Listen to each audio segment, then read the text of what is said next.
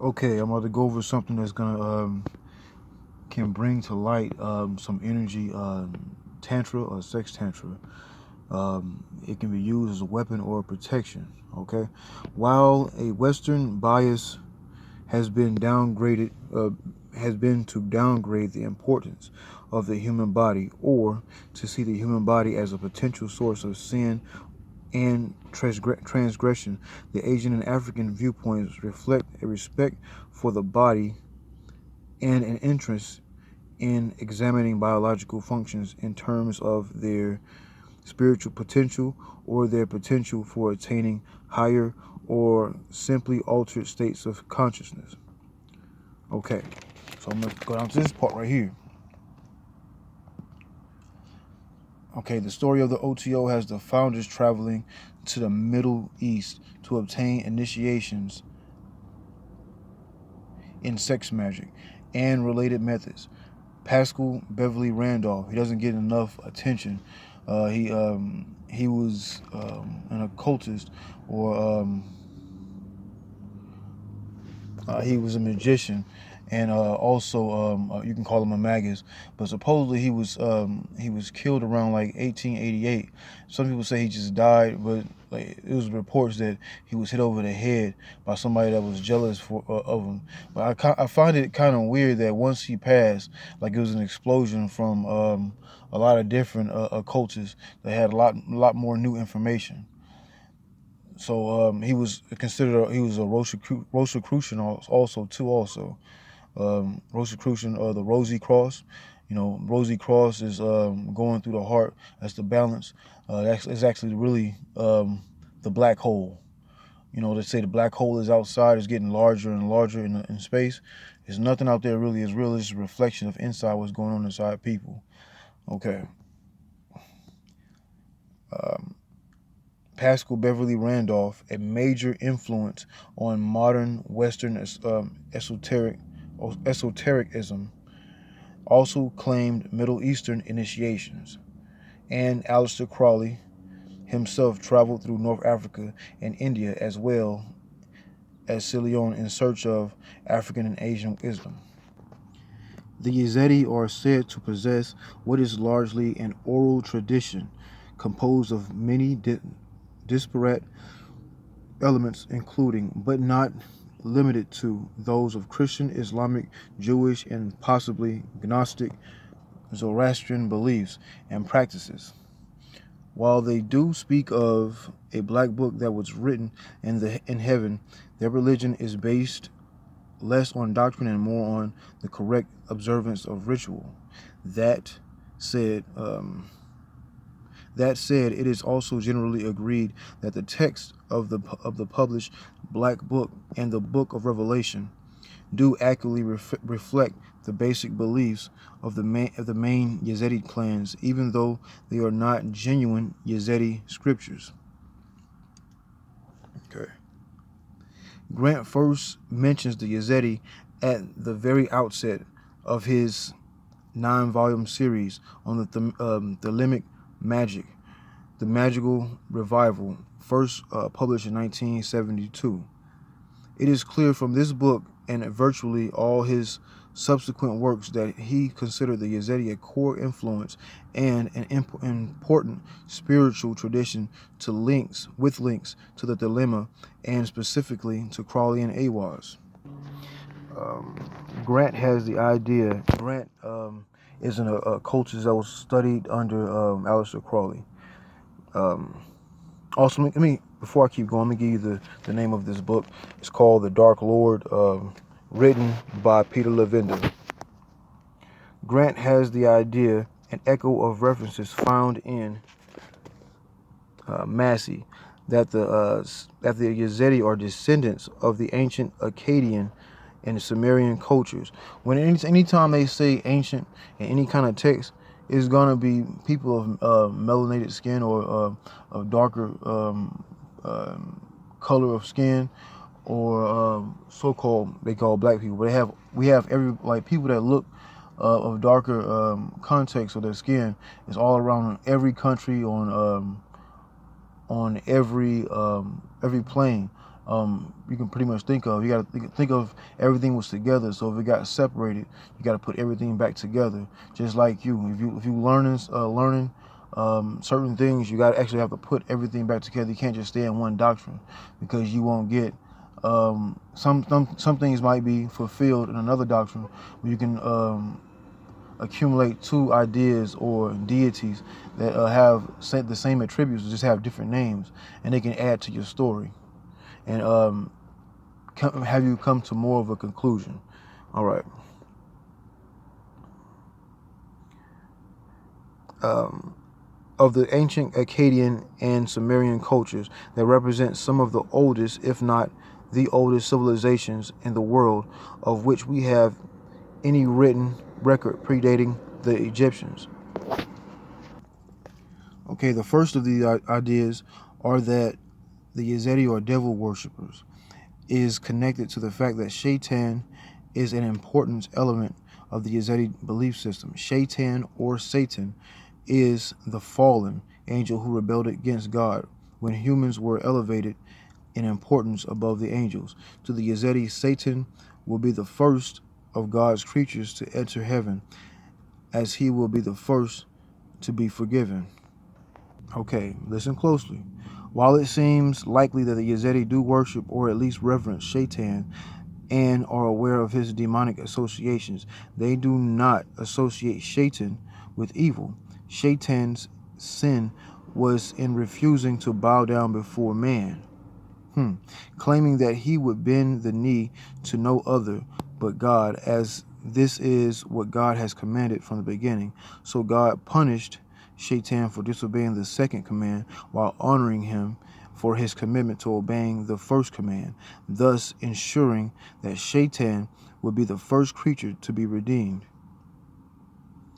Okay, title, the chief pronounceable object of worship among the Yezedi is known as Melektos, is the so-called peacock angel. Okay, remember that word, peacock.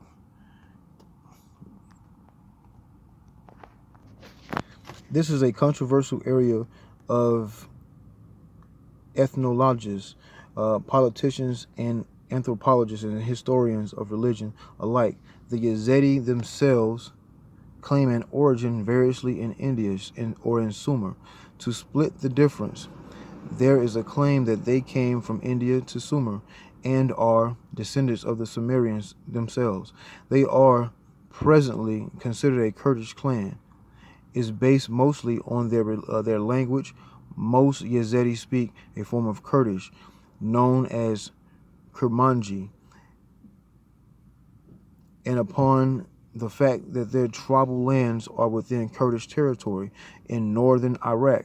If it's in northern Iraq, a lot of those places have been getting taken over by America, or they've been putting certain people in place in order to keep a certain script going. So you'll take the like a certain leader out of the way in order to put another one in the way.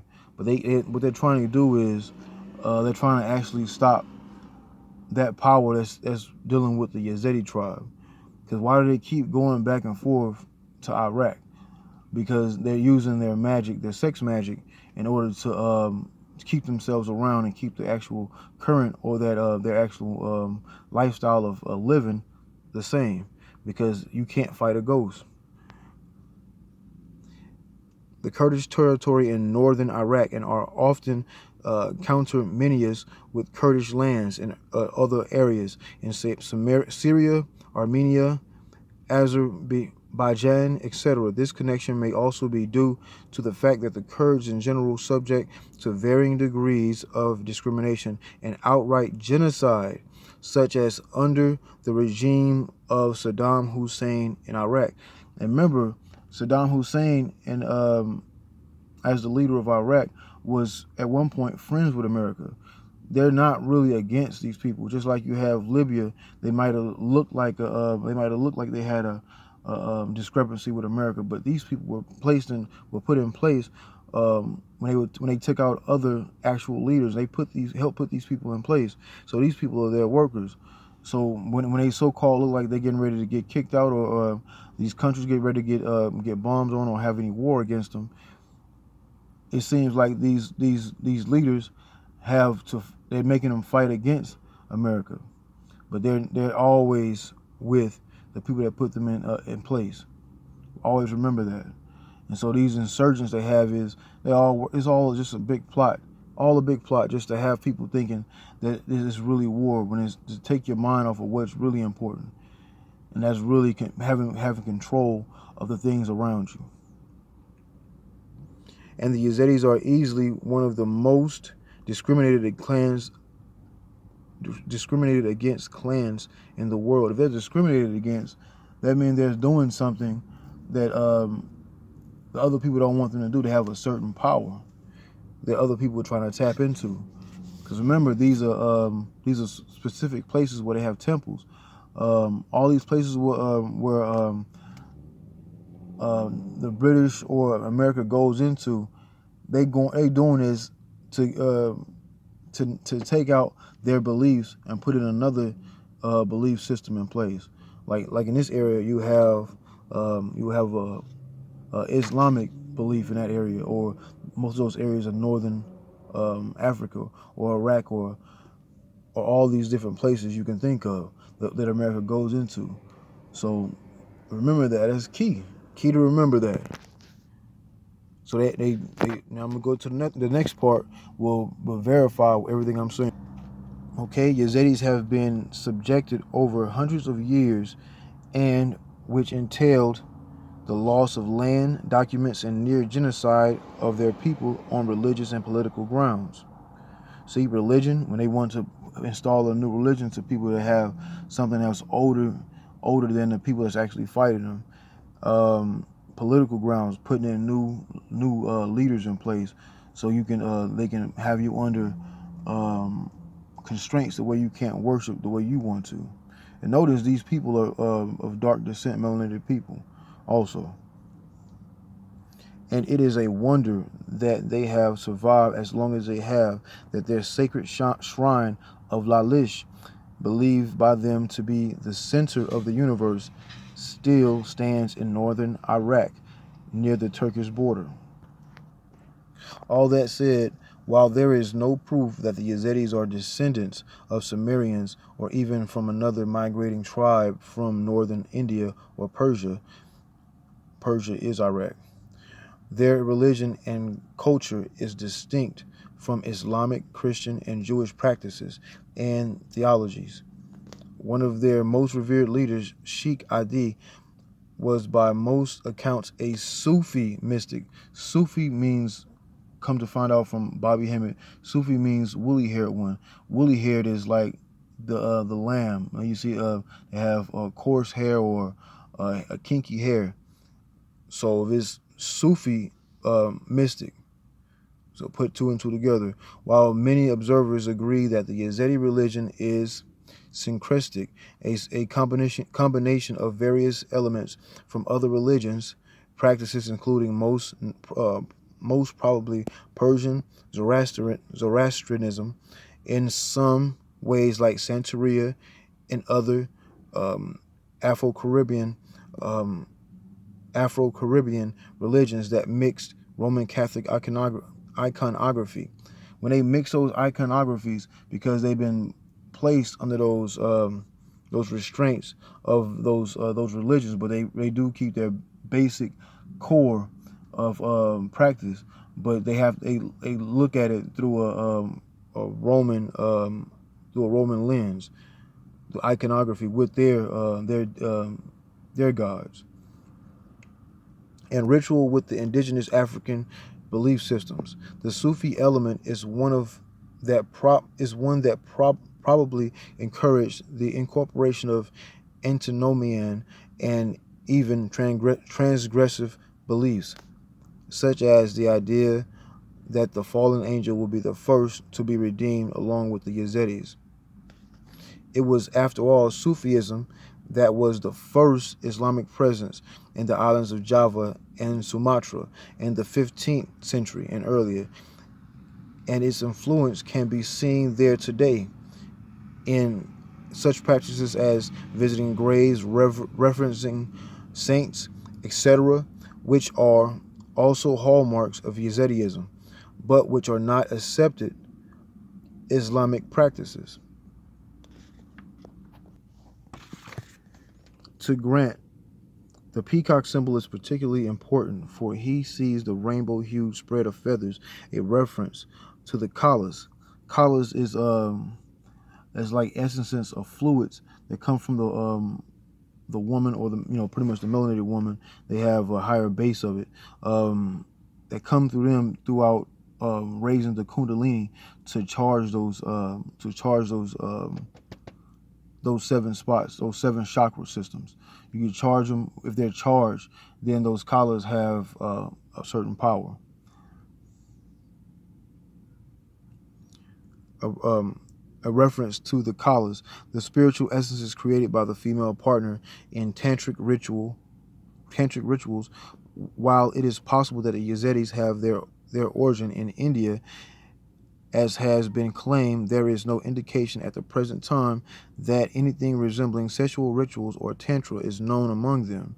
Yet the peacock itself is a curious emblem for a Kurdish clan in northern Iraq to worship for peacocks. The peacocks are not native to that country, while they are common in India. So you have in India, they had a Kushite, they were Kushite too also. Kushite Empire is also Ethiopia. So when you have a certain people going into one land, you have the priests spreading out and going to different lands to spread the information that they do have. So if they were already the same people, they brought them in with arms because they're the same people. They actually took on the same practices. And so these people, there's no peacocks in that area, but that just goes to show you that those people, the Kushite Empire was more than just in Ethiopia. It spread up through India and also to northern Iraq. The portals that lead to the inner chambers of the Yezidi shrines are usually adorned with carvings of snakes. The snake is shown as rising up from the ground and appears as a vertical decoration on the right-hand side of the entrance. The appearance of a snake in this context further led observers to believe that there was something vaguely satanic about the Yezidis, since the serpent is a symbol of evil and of the devil in Judeo-Christian religions. It was the serpent who tempted Eve in the Garden of Eden. Well, the serpent is the actual dark goddess, which is the first, which is actually Adam's first wife. And so they tend to keep her out of context, or keep people in the dark about her. And her name is Lilith. Lilith is so she actually turned, so that which is nothing can become everything. So she's a dark substance. She went down to try to tell Adam to eat from the tree. So she ended up she was actually Eve and the snake, in order to trick him to get information, to get back to the original self. She had to trick him. And so when they were kicked out of that area, that was the case leading to more information, which is the tree of knowledge. So why would you want to be just to be a servant of a god when you're actually a chaos being? Instead of just being a servant, you can be your own deity.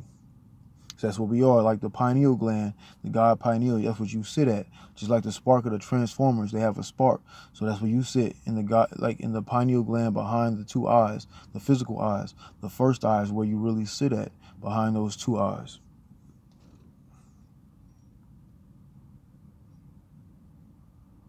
Leading to the fall of humanity from paradise in Egypt, of course, it was identified with Apophis, the evil creature intent on devouring the Barku of Ra. But in Indian yoga and tantra, the serpent represents the cool energy at the base of the spine of the Kundalini. So when they say Ra, Ra is this right here, is the sun, right? Okay, but that's an illusion. If that's an illusion, if when the sun goes around, the darkness is always there. So if the darkness is always there, it just brings around what can be seen during the daytime. So we like if a child is in darkness for a baby's in the fetus is inside the womb for 9 months in darkness, then it finally comes out. You know, the 9 months, then it finally comes out to see the light. So that wasn't originally light. So if it wasn't originally light out, it had to be a creation from something that was greater than that a creation that was greater than something that upholds the gods or the actual sunlight.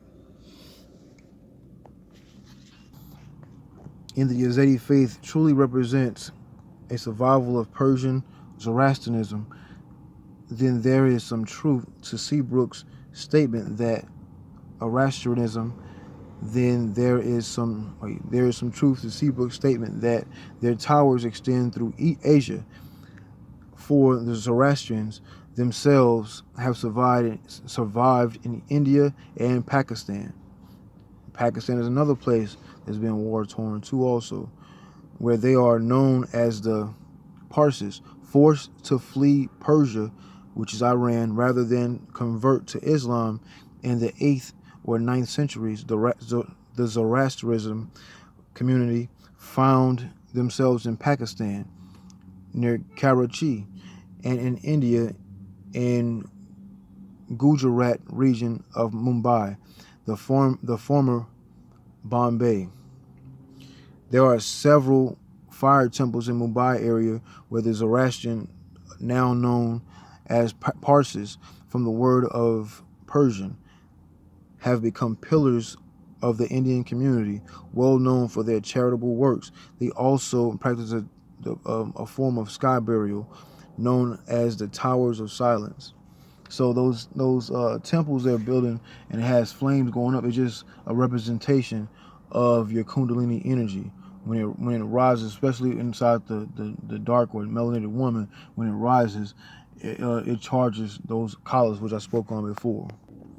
The Yezedis are the inheritors of an ancient magical Typhonian current that erupted in the system of dilemma, as preached by Aleister Crowley.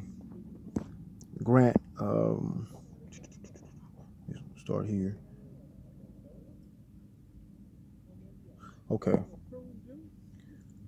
Grant the peacock Grant the peacock was shown to him as a phallic symbol because the eyes on the peacock's feather represent the meatus of the phallus, which is why the cock was typical of Yezedi. Exposed meatus of the circumcised penis in a state of erection, thus denoting the ever wakeful one. That means you are alive. There's energy flowing through you.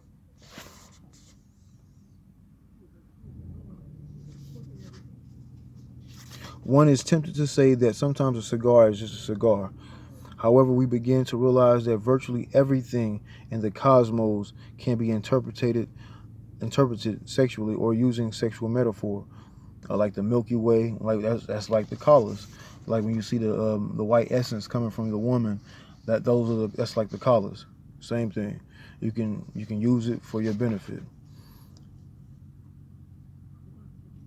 Everything in the cosmos can be interpreted sexually or using sexual metaphor, and that is a hallmark of the Twilight language, used by occultists, alchemists, and mystics as a kind of meta-language for discussing otherwise ineffable or unspeakable concepts. There is only one process in the universe, and every science, every art, every religion, every field of occult knowledge can be discussed and investigated using the language of that process. Thus, using sexual metaphor can describe ecstatic mystical states as well as the transmutation of lead into gold, which is, of course, alchemy.